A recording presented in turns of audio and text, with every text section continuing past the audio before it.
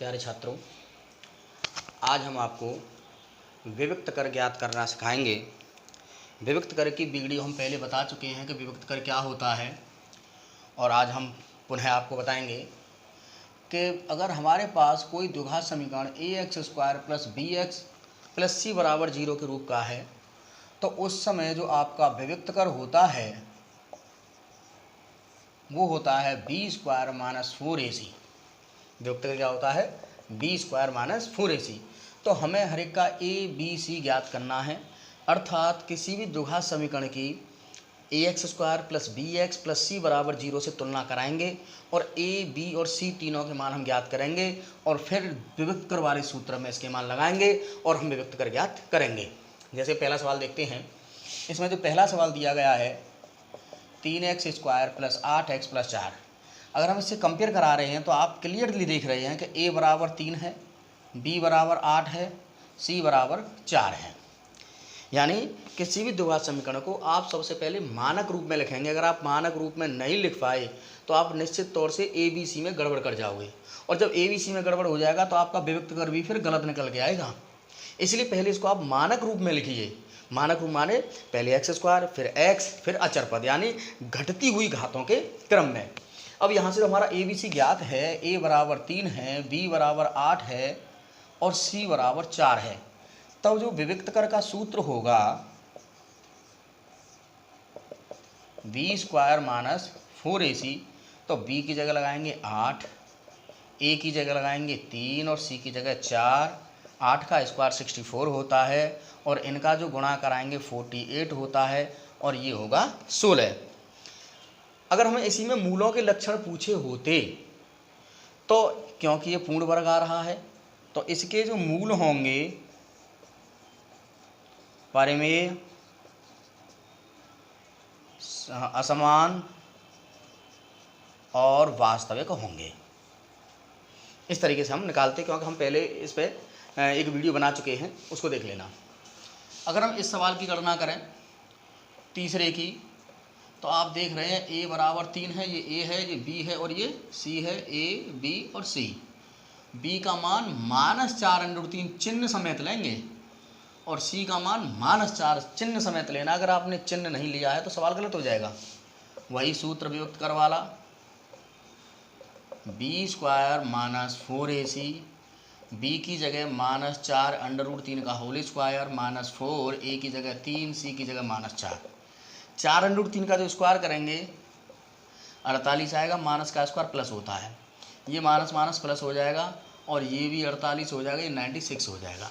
तो ये विविक्त कर कितना हो गया? 96। इस तरीके से आप सबको निकाल लेंगे। और विविक्त कर मैंने दो आपको निकाल दिए हैं, इसका और इसका आप स्वयं निकालना विविक्त कर कितना आंसर आता है। अगला क्वेश्चन आप देख रहे हैं कि हमें अब यहाँ पर मूलों की प्रकृति बतानी है कि मूल इसके कैसे होंगे।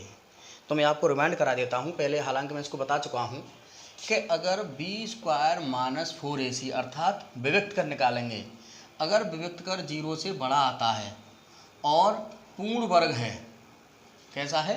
पूर्ण वर्ग है, तो हम लिखेंगे मूल, परिमेय, असमान और वास्तविक।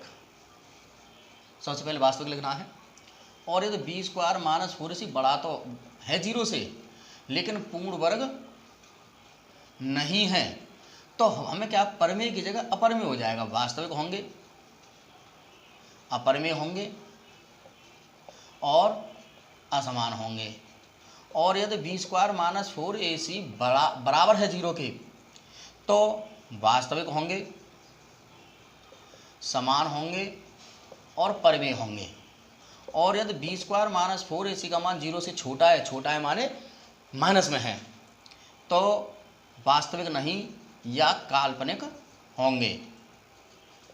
इस पर एक वीडियो में बहुत अच्छी तरह से बना चुका हूँ, उस वीडियो को आप देख लेना।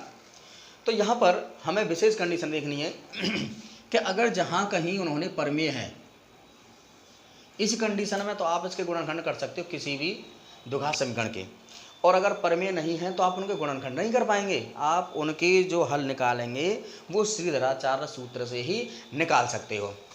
अब हम एक एक करके सवाल देखते हैं। पहला सवाल देखेंगे, 2x² माइनस 6x प्लस 3 बराबर 0 के। ए का मान 2 है, कंपेयर आप करना जानते ही हैं, पहले से कहा दिया है।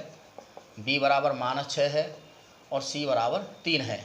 तो आप इसके पहले विभक्त कर निकालेंगे, b² माइनस 4ac, बी की जगह -6 का स्क्वायर माइनस 4 और ए की जगह 2 और सी की जगह 3, 36 माइनस 24 बराबर 12।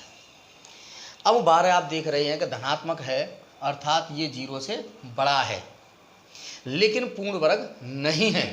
तो कंडीशन जो बन रही है आपकी, ये वाली कंडीशन आपकी बनेगी,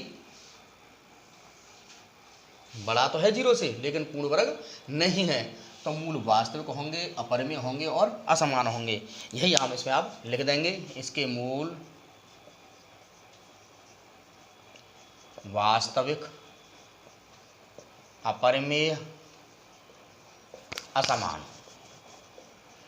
क्योंकि हम इसके बारे में आपको पहले बता चुके थे कि जब हमने x बराबर बताया था -b plus minus √b² minus 4ac upon 2a, ये आपका सीधा सूत्र था कि अगर b² माइनस 4ac का मान पूर्ण वर्ग नहीं होगा, जैसे कि 12 आया और हमने 12 यहाँ लगा दिया, तो 12 का कोई वर्गमूल नहीं होगा। और जब कोई संख्या अंडर रूट में होती है, चाहे √12 है, √3 है, √5 है, तो वो संख्या कैसी होती हैं? अपरिमेय। यहीं पर अगर पूर्ण वर्ग होता, जैसे 16 है, 25 है, 1 है, 9 है, तो इसका हम वर्गमूल आसानी से निकाल सकते हैं। और किसी संख्या का अगर वर्गमूल निकल आएगा तो वो संख्या कैसी होती है? परिमेय होती है। जैसे हम √225 की बात करें 15 आता है, √144 की बात करें 12 आता है। तो ये संख्या पूर्ण वर्ग है, और जब अंडर से कोई चीज़ बाहर निकल आवेगी तो ये संख्या परिमेय होंगी।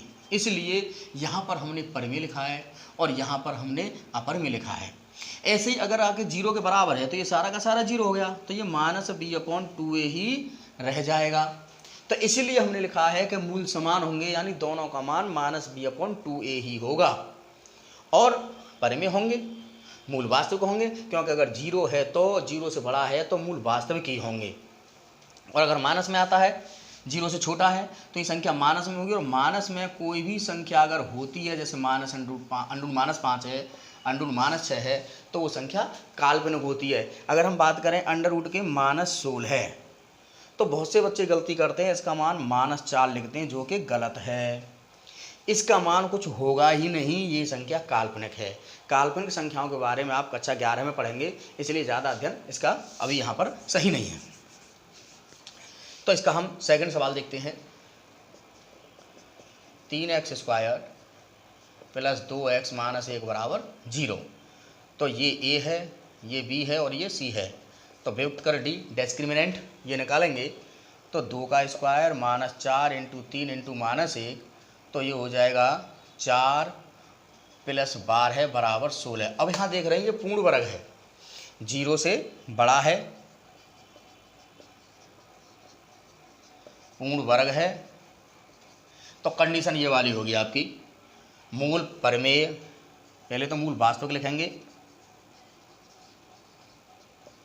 परिमेय और असमान। असमान हम इसलिए लिखते हैं क्योंकि यहाँ प्लस माइनस लगा हुआ है, एक बार प्लस लेंगे और एक बार माइनस लेंगे, इसलिए यहाँ पर मूल दोनों ही अलग लगाएंगे, इसलिए मैंने यहाँ पर असमान लिखा है। नेक्स्ट सवाल देखते हैं इसका, तीसरा देखेंगे। x² माइनस x प्लस के 1 बराबर 0। a का मान 1 है, b का मान -1 है और c का मान 1 है।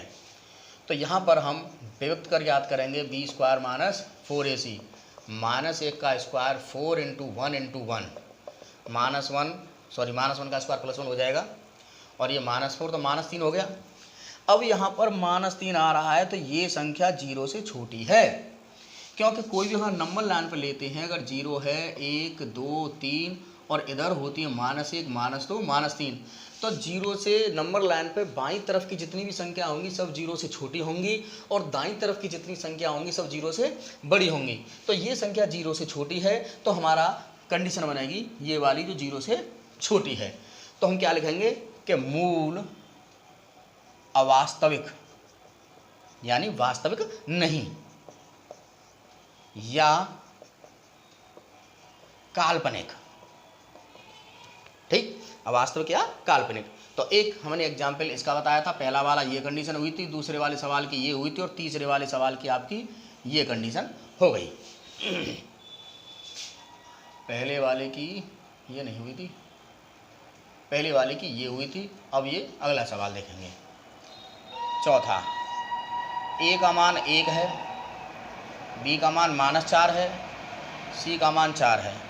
तो विभक्त कर B square minus 4ac minus 4 का स्क्वायर माइनस 4 इंटू 1 इंटू 4। 4 का स्क्वायर 16 और 4 चौक 16 बराबर क्या आ गया 0। अब कंडीशन आपकी ये वाली बन गई।